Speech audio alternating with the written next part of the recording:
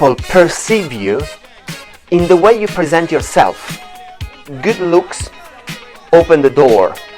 Intelligence seal the deal. I counted over 100 speeches last year. How to look better, how to be more sophisticated, how to dress in a certain way. This is the styling was probably the number one. With BBC, it was a program on the billionaire gift guide. So how the billionaire spend their money to make presents during Christmas time. There was a presenting with Daniel Johnson about all the fabrics we have. So the top of the top, from Baikuna to diamond, 24 karat gold. So all these top-notch fabrics that you can find in the world, because obviously when you serve with billionaires, they just want the best. They don't want to be second to none, so just the top of the top. The main point, it was like the day after when I went back to work, that pretty much from the moment we open to the moment we close, the phone didn't stop ringing. You see, when we were in England, and the first night we did around 3 million views in the television, so pretty much everybody's seen it. And a few days after, I went to Pitti in Florence, and I remember when I sit down on the plane, and then the people next to me is like, you are the guy I saw you on the television, and still now people, still a couple of years later, still remember that. The style is fundamental because especially for luxury brand, for not luxury brand. For luxury brand, what the brands need to understand is this one. In the moment a client walk in, the client is rich. Many times the client is sophisticated, so have a very high level of standard in terms of life, in terms of people around them. So when you go to a brand, and especially a luxury brand, you want to meet the people at your level. You don't want to have people that are at a very low level. So when you go to a brand and the people inside are very well dressed and polite and pleasant, especially the top managers, is fundamentally important, because when clients come in, they want to have somebody they can relate to, somebody at their level. In the moment I sit down with any celebrities, Chinese celebrities, foreign celebrities, head of states, I need to be at their level. Their level, I cannot be at the level of money or popularity, but with my grooming, with my cultural background, with my education, I can sit down at the table with any person in the world. So you cannot achieve something on a financial way, but you can look in the eyes, no problem. If you are in fashion, you need to understand that fashion is not like everything else. Fashion is a world apart. You are not working in the car industry, you are not in manufacturing, you are not in this kind of business. When you are in fashion, there is a minimum standard of aesthetic that you need to respect. People perceive you in the way you present yourself. Dress well, behave like a gentleman, regardless if you are not. If you present yourself in a certain way, people will perceive you like this. So if you dress well, you present like a gentleman, people think you are a gentleman. If you arrive there and you behave very confidently, even if you don't feel confident, people will think you are confident. And this is the thing that people need to understand. If every day, for example, I arrive at work dressed in sport clothes with a sport bag, people will think that I'm a sport person. You can play with your image because people see what you give them to see. From my home to France is very, very close, and I lived there until I was 18. When I was 18, I left home to go to the university in Modena. Modena is where the Ferrari or Lamborghini come from. My first job, it was in PricewaterhouseCoopers, and I remember in one instance in which the senior manager I was working with, he said to me that the office was not a catwalk. So I was putting too much emphasis in the way I was looking and walking, and it was a little comment, but in that precise moment made me realize that probably I was not in the right career.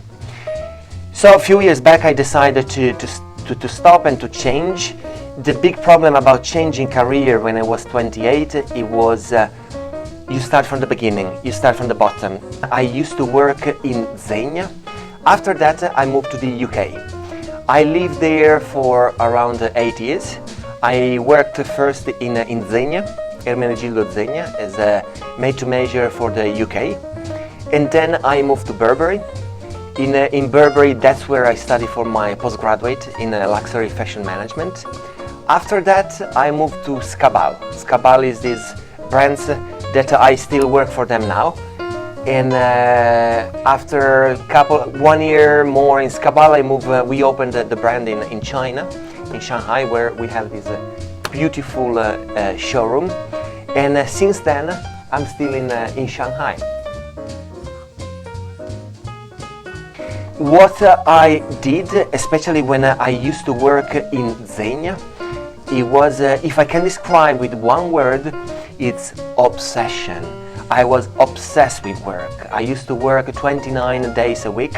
I was to study everything. I was to reading every single magazine. I was to reading any single gentleman magazine, gentleman book in several languages, in everything. I was working day and night. I was obsessed in what I was doing. That allowed me in 2-3 years to acquire a knowledge that nobody else did it, because everybody was taking the job very lightly. Me, I was obsessed, and when I was in my break, I was studying. And then after that, of course, I wanted to go deeper on an academic level.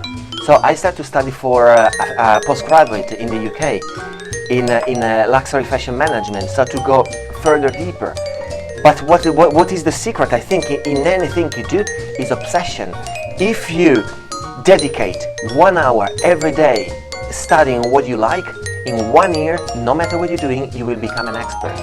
And this is the only thing I did. Nothing else, no secrets, no shortcuts. This is very important to explain to especially to the young people. There are no shortcuts. There is a lot of hard work, and it will eventually pay.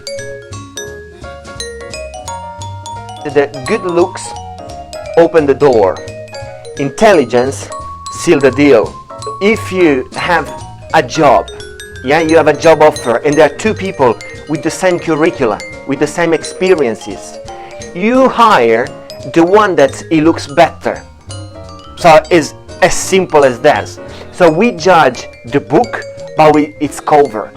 But this is not the whole story, because in the moment you have the door open, what it keeps you in the job, what it makes you continue to read the book is intelligence, is something that is worthy. You know the iceberg, so the big piece of ice that floats in the ocean. So what you see is the top 20%. And what you judge an iceberg is the top 20%. So this is the way we look. But we are like icebergs, so the other 80% is under the water, you cannot see it. So we judge the top of the iceberg is the way we look, but inside ourselves is what's more important. To have your eyes trained for what is beautiful, for what a combination it goes well together, what is aesthetic, what is beauty. Even a CFO of the company needs to understand the numbers in the profit and loss. They are not just numbers, they are numbers that come from fashion, they come from beauty, and therefore they follow a different logics. This is very important. This is what I train my universities, my students in the universities. They can be MBA, they can be postgraduate, they sometimes also undergraduate, but it's very important to understand that fashion is a world apart from anything else, and the aesthetic component is fundamental to understand. So to be a senior business manager in fashion, whatever field you have, you need to have your eyes trained on aesthetic, on beauty, on what is beautiful, what is not beautiful. I have many stories because I used to work with a lot of celebrities, a lot of movies, a lot of footballers. So there were a lot of stories I can share, but probably the most funny one is when I had to travel to Saudi Arabia for the Sheikh of Saudi Arabia, Hariri. And I went to the airport and I didn't have any visa to go to Saudi Arabia. And I was telling them to the staff in the airport that I didn't need a visa because I was on a personal invite of the Sheikh. And nobody, of course, believed me. And there was this 28 years old guy there, continued to say he was a guest of the Sheikh. And a little bit of crowd started to arrive. And everybody was looking at me like, you're crazy. So I managed to find in British Airways a lady that speaks Arabic and phone in Saudi Arabia to the Sheikh office. And they actually confirmed the whole story. And after that, I became like the star of the airport, because everybody was looking at me as like, how is possible that this British Italian guy is being invited personally by the Sheikh of Saudi Arabia, and nobody would believe it. And then when I arrived to Saudi Arabia, of course, without a visa, without anything, a car picked me up from the plane and took me straight out without doing custom or anything. So it was a pretty amazing story. This gentleman was particularly with a good body, with enormous legs. So I asked him, like, how comes you have such a big legs? Do you play football? And he started laughing. It's like, yes, I play in Premier League, and it was Cristiano Pelle, and he was a big celebrity, but a big star, but I didn't even recognize him. I even asked him if he was playing football, and he just started laughing, because pretty much everybody in the world know him beside me. Chinese celebrities, we started a few years back with He Zhong, and I dressed him up for, I met it in Switzerland, then in Italy for the Bulgari campaign, and for a few other TV shows, because he's probably the #1 host in China. Recently we did a lot of shoots for Li Jian, for his concerts that he did recently all across China.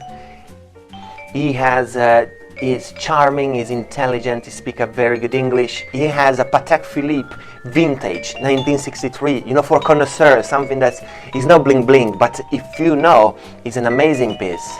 So I like, of course, to work with this kind of celebrities, you know, deep and cultural, and much more interesting to have conversations. And at the beginning I didn't realize how important it was. So I had quite a few meetings with him, in which we sit down, we drink tea, we chat with him, with the wife. And then after, when I went to his concert, I realized that 90% of Chinese would die to have the same experience that I had. So I would consider myself as very fortunate for the work I do. Folder pocket squares. You don't have to spend more than 3 seconds in doing it.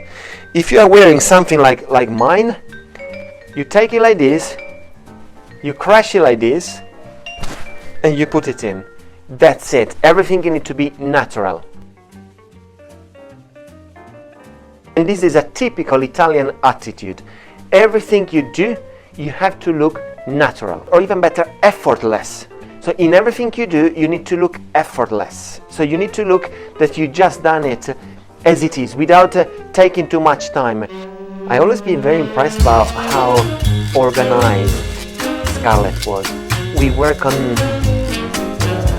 maybe 15 projects together, some of them very big, when we did the training of Asia Pacific. Decided to become friends on a personal level, not just me and her, but our families. They know each other, and we hang out together, but it's an extremely functional team.